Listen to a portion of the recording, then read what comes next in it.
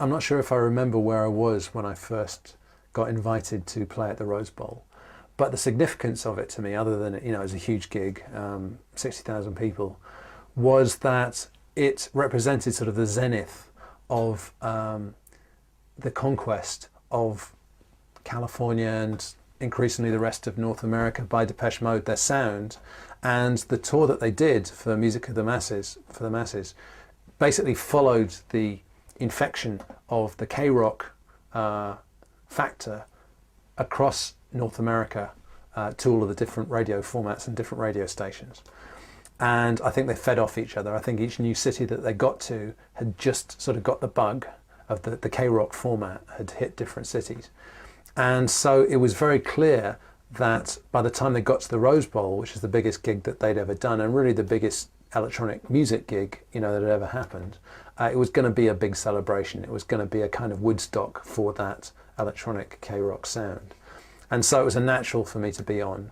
And whatever we say, however humble we appear to be, basically there's nothing that a musician likes better than running up a ramp and going, "Good evening!" We just love that stuff. We're suckers for that stuff. So, how could I resist?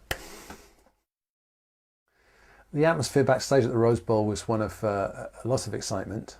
A lot of bands and their entourages coming into a sort of stadium festival environment, which they weren't really used to.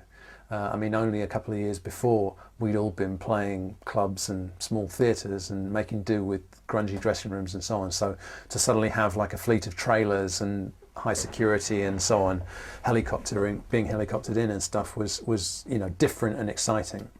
And it really felt like the crest of a wave.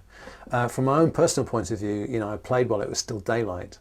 So it's a bit, when you play during the day at an outdoor gig, it's always a bit disconcerting because you could see the audience and you could see people are just sort of trying to find their seat and their row number while they've got this big gulp, that they're trying not to spill on everybody.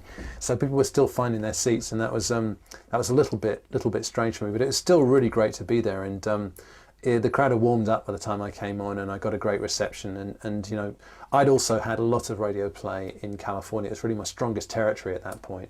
And my own band had played, around LA a lot.